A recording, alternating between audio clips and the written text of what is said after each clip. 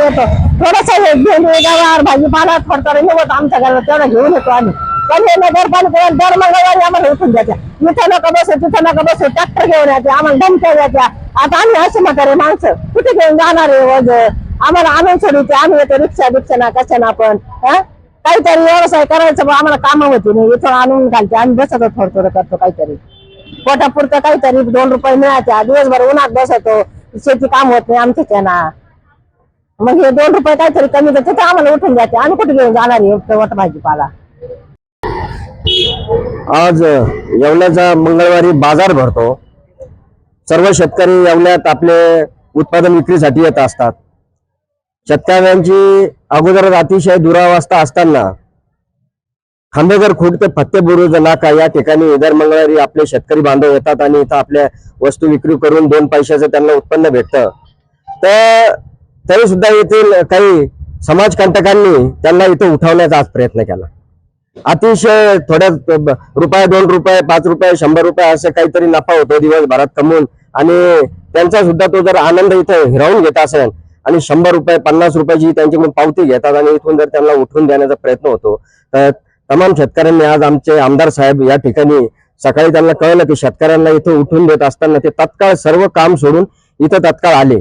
आणि त्यांनी जेव्हा हे सर्व परिस्थिती पाहिली की आपल्या शेतकरी बांधवांचे अशा हाल जर कोणी करत असेल तर त्यांना ते राहावलं गेलं नाही. त्यांनी आम्हाला बी कळालं की आमदार साहेब तिथे पोहोचलेले, ते सर्व शिवसेनेचे कार्यकर्ते पदाधिकारी तसेच सर्व तमाम जनता या ठिकाणी उपस्थित झाली. सर्वांनी अतिशय कळवळा वाटला. या ठिकाणी इतके म्हातारा बुजुर्ग सर्व महिला पुरुष इथे उभे होते, त्यांना या बाजारातून उठवून देण्यात आलं. आमची विनंती आहे येवला नगरपालिकेला, शिवसाहेबांना, शिवसाहेब असा अन्याय होऊन देऊ नका.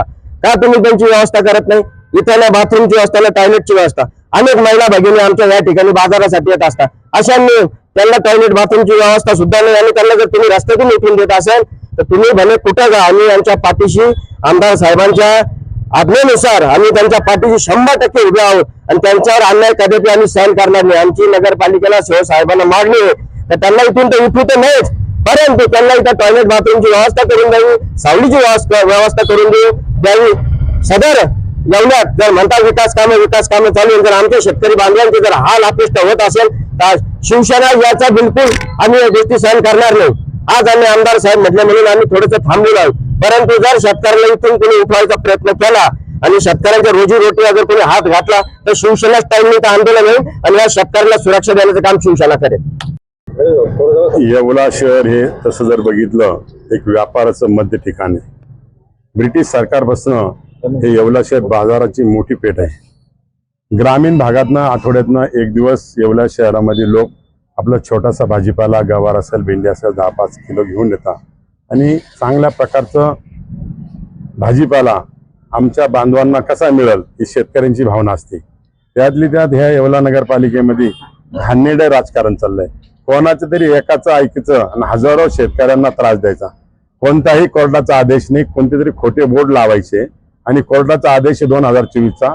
माझं ह्या सर्वांना आव्हान आहे, तुमचं जर कोर्टाचा आदेश असेल तर आम्हाला लेखी स्वरूपात ते प्राप्त झालं पाहिजे. आणि कोर्टाचा आदेश जर असेल तर लोकांकडनं 100 रुपये कसे वसूल होता, 50 रुपये कसे वसूल होता, हे पैसे कुठे जातात? म्हणजे तुम्हाला लोकांचं शेतकऱ्यांचं रक्तच प्यायचं आहे का? जर रक्तच जर प्यायचं असेल तर लोक तुम्हाला दान करायला भरपूर बसलेले आहे ना.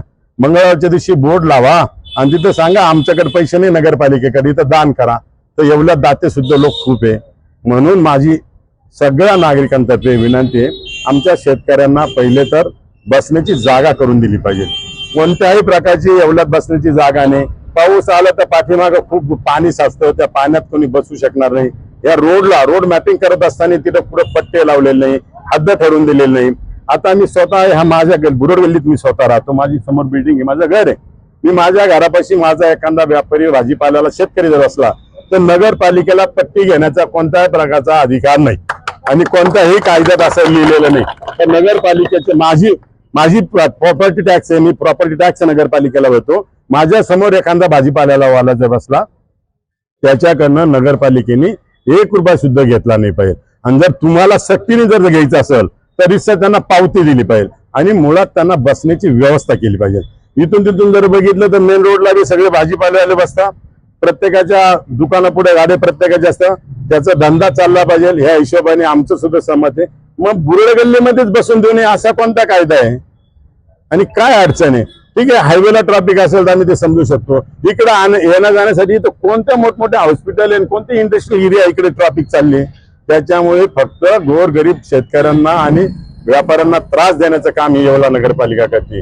आणि कोणत्या प्रकारचा आदेश नसताना, माझा प्रश्न नगरपालिकेला सिव्हिल असा आहे, कोणत्या प्रकारचा आदेश नसताना 100 कर्मचारी या लोकांना लाठीमार करण्यासाठी का आणले? कशासाठी आले एवढे? जर शिवचा आदेश असेल तर शिवने लेखी आदेश का दिला नाही? म्हणजे प्रत्येकाला असा दादागिरी करून जर गावाला दडपशाही करणार असेल तर येवलेकर मुळीच सहन करून घेणार नाही. आणि हा आताच आमचं जिल्हा उपाध्यक्ष यांनी इशारा दिला, यापूर्वी जर कोणत्या शेतकऱ्याला पुढे तुम्ही त्रास देणार असेल तर आम्ही रस्त्यावर उतरू आणि जे प्रशासन असेल त्यांना धडा शिकवल्याशिवाय राहणार नाही. हा या ठिकाणी